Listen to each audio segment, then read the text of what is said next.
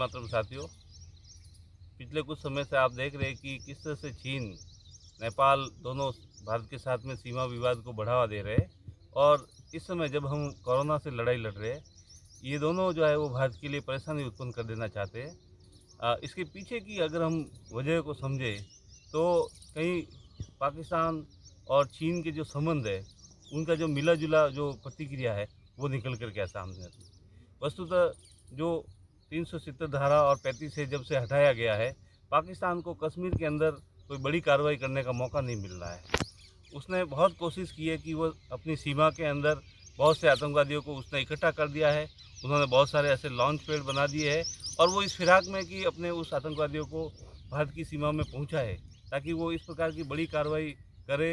और हमेशा की तरह जो है वो ये मुद्दा, कश्मीर का जो मुद्दा है वो विश्व मीडिया के समक्ष जो है वो बना रहे, इस बात की उसकी पूरी कोशिश है। लेकिन जब से 370 धारा और 35 से हटा है, तब से उसको इस प्रकार का कोई सपोर्ट नहीं मिल रहा है। कश्मीर के अंदर इस प्रकार के कोई सपोर्ट नहीं मिल रहा है जिससे वो इस प्रकार की कार्रवाई को अंजाम दे सके।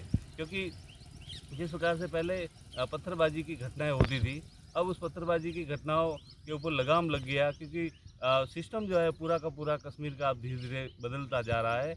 और जो इंटरनल जो उनके सपोर्टर्स है, जो उनको इस प्रकार की सुविधाएं मुहैया कराते हैं या फिर जो उनके पक्ष में पत्थरबाजी करते हैं, उनकी घटनाएं जो है वो कम हुई है। और इस सब को देखते हुए चीन और पाकिस्तान ने कुछ नई चाल चली है।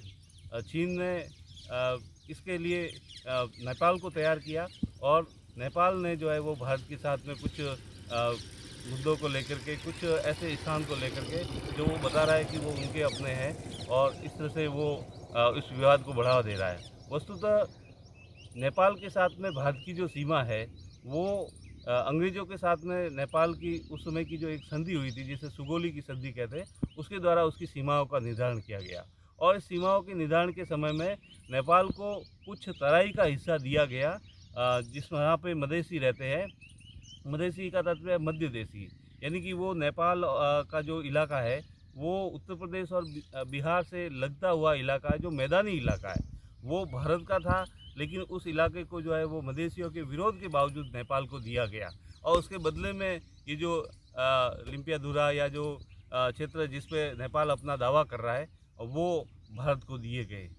तो इस तरह से आज अगर नेपाल इस बारे में प्रश्न उठा रहा है कि ये इलाके हमारे हैं, तो इस बात पर भी प्रश्न उठना चाहिए कि जो सुगोली की संधि के तहत जो इलाके उनको वापस दिए गए थे, जो तराई का हिस्सा है, वो भी वापस मिलना चाहिए। आपको ध्यान होगा, कुछ समय पहले की बात है, जब मधेसियों ने बहुत बड़ा एक आंदोलन खड़ा किया था नेपाल के अंदर, और उन्होंने भारत से जो सप्लाई उनको जाती है खाद्यान्न की या पेट्रोल की, वो सारी सप्लाई उन्होंने रोक दी थी। और उस समय नेपाल की स्थिति जो है बहुत ही ख़राब हो गई थी। उनकी वस्तुतः मांग ये थी कि उनको वो सारे राइट्स, क्योंकि मधेसी जो है वो संख्या में कम है, इसीलिए राजनीतिक प्रभुत्व उनके पास में इतना नहीं है, और वो इसकी मांग कर रहे थे कि कुछ ऐसी व्यवस्था बनाई जाए ताकि हमें भी जो है वो राजनीति में नेतृत्व मिले।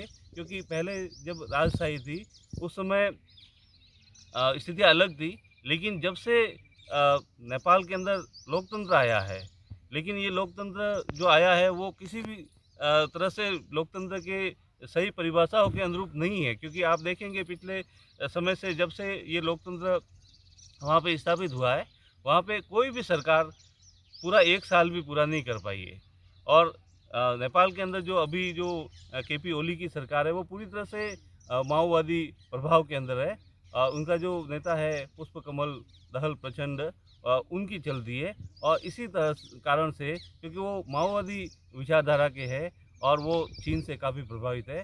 चीन ने उस समय जब ये जो मधेसी आंदोलन हुआ, उस समय काफ़ी मदद भी नेपाल को की थी, और अब जो है वो इसको बहका रहा है। अब हम बात करते हैं चीन के साथ में भारत के संबंधों की, क्योंकि ये भी इस पृष्ठभूमि में समझना आवश्यक है। वास्तव में ये सब कुछ किया कराया उस चीन का ही है, क्योंकि वह भारत को जो है वो इतना समृद्ध या विकसित होता देखना नहीं चाहता। क्योंकि चीन के जितने भी पड़ोसी देश हैं, उसमें अगर कोई सबसे ज़्यादा शक्तिशाली है तो वो भारत है। उसको पता है कि अगर मेरा कोई मुकाबला कर सकता है तो वो भारत है।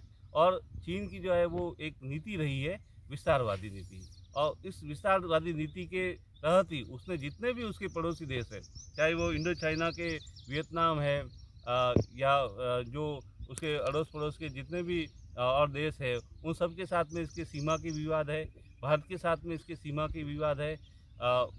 जापान के साथ में इसकी विवाद है। ताइवान को ये अपना हिस्सा मानता है। दक्षिणी चीन सागर में इसने पूरा कब्जा कर रखा है।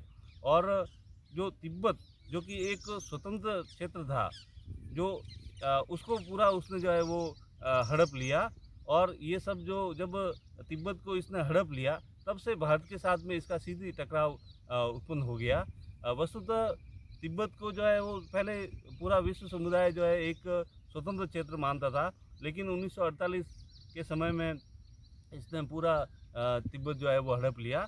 और भारत के साथ में जो तिब्बत के संबंध थे वो मैत्रीपूर्ण थे, क्योंकि तिब्बत के अंदर जो बौद्ध संस्कृति है वो भारतीयों से मेल खाती है।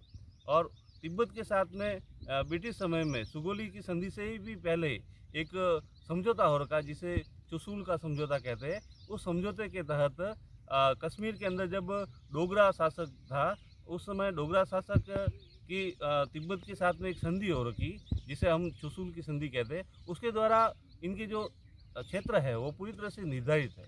लेकिन चीन बड़ी चालाकी से जब इसने पूरे तिब्बत को अपने कब्जे में ले लिया, उसके बाद में इसने धीरे धीरे प्रयास ये किए कि वह धीरे धीरे खिसकते हुए भारत की सीमा में आने लगा। और उस समय के जो कमज़ोर नेतृत्व है, उन्होंने इस तरफ ध्यान नहीं दिया।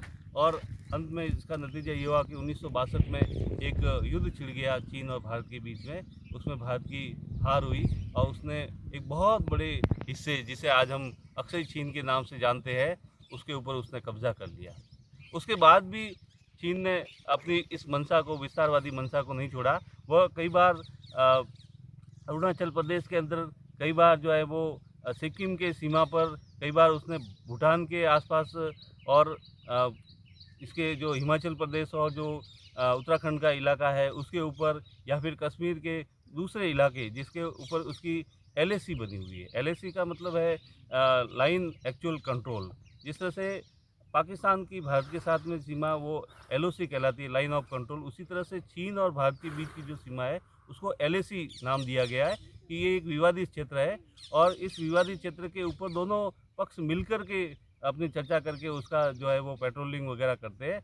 लेकिन चीन बड़ी चालाकी से करता ये है कि वो थोड़ा सा भारत के अंदर घुस जाता है और उसके बाद में जितना घुसता है उससे थोड़ा कम पीछे जाता है।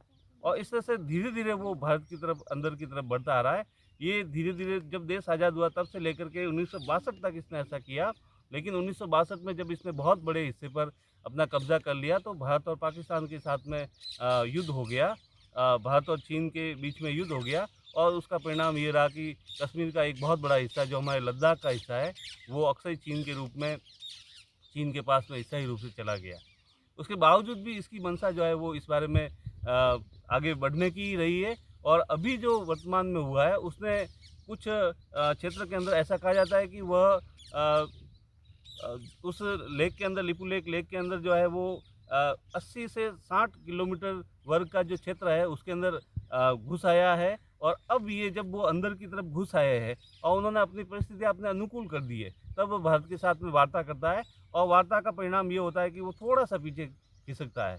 लेकिन अब परिस्थितियाँ भारत के लिए भी बदल गई है, क्योंकि भारत में जो अब नेतृत्व है वो इतना कमज़ोर नहीं है। आपको याद होगा पहले जब भूटान के साथ में इस तरह की स्थितियाँ उत्पन्न हुई थी, उसमें जो डोकलाम का जो मामला हुआ उसमें भी आखिर में चीन को पीछे हटना पड़ा था।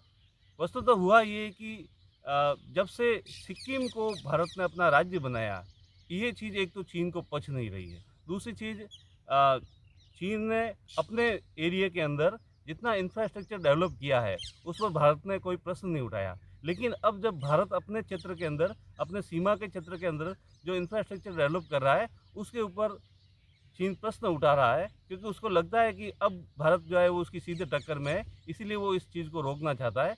लेकिन ऐसा हो नहीं पाएगा, क्योंकि अब जो नेतृत्व है वो इस बात को अच्छी तरह से समझता है कि चीन के साथ में कैसे ट्रीट किया जाना चाहिए। और इसी चीज़ को लेकर के वो आगे बढ़ रहे हैं। अ, हम खुद जो भारत की नागरिक के रूप में हम क्या कर सकते हैं, हम ये कर सकते हैं कि सरकार जो कर रही है उसको हम सपोर्ट करें।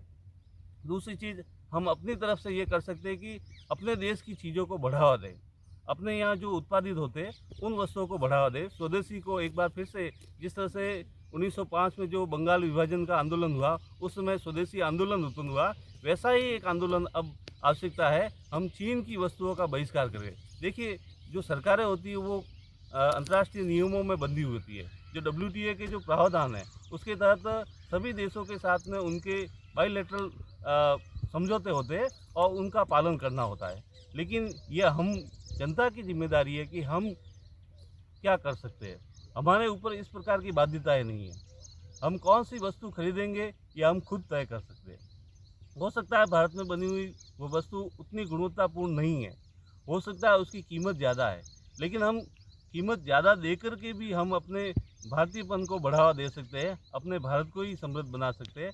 तो मेरा आप सभी से निवेदन ये रहेगा कि हम सभी चीन की बनी हुई वस्तुएं विशेषकर उसको जो है पूरी तरह से खरीदना बंद करें। अगर हम खरीदना बंद करेंगे तो व्यापारी भी उसको उस सामान को लाना बंद करेंगे और इस तरह से हम अपने देश को सशक्त बना सकते हैं।